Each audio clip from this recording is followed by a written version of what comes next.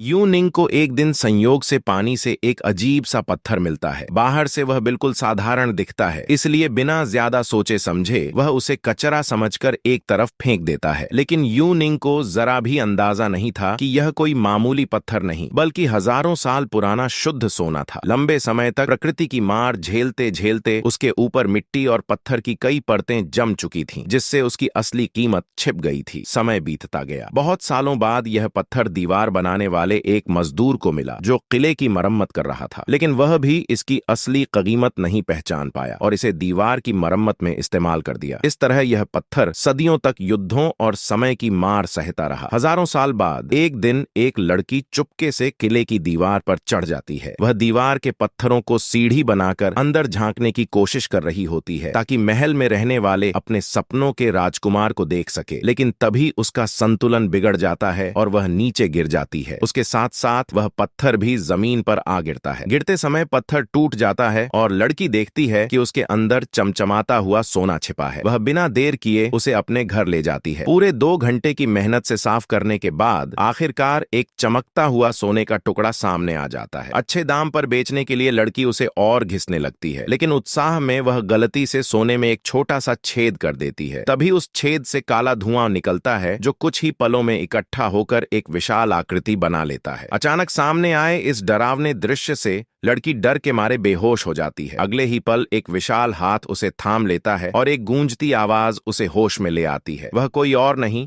बल्कि एक जिन्न होता है, ऐसा जिन्न जो इंसानों की इच्छाएं पूरी कर सकता है। वह हजारों सालों से बोतल में कैद था। लड़की ने उसे आजाद किया था, इसलिए आभार स्वरूप वह उसे कोई भी एक इच्छा पूरी करने का वादा करता है। जिन्न सोचता है कि लड़की दौलत या सत्ता मांगेगी, लेकिन वह हैरान रह जाता है। लड़की न तो धन चाहती है और न ही ताकत। वह सिर्फ किले में रहने वाले अपने सपनों के राजकुमार से विवाह करना चाहती है। जिन्न उसकी इच्छा तुरंत स्वीकार कर लेता है। वह बोतल में मौजूद सुनहरा तेल लड़की के हाथों में डालता है और उसे पूरे शरीर पर लगाने को कहता है। फिर बोतल को जमीन के नीचे सील कर देता है। इसके बाद जिन्न एक पल में राजकुमार के पास पहुंच जाता है और उसे एक सुंदर सपना दिखाता है। अगली सुबह राजकुमार उस सपने की यादों के सहारे लड़की तक पहुंच जाता है और उसे अपनी किस्मत की साथी मान लेता है। लड़की की इच्छा पूरी हो जाती है। जिन्न की मदद से वह राजकुमार से विवाह करती है, रानी बनती है और जीवन भर सुख शांति से रहती है।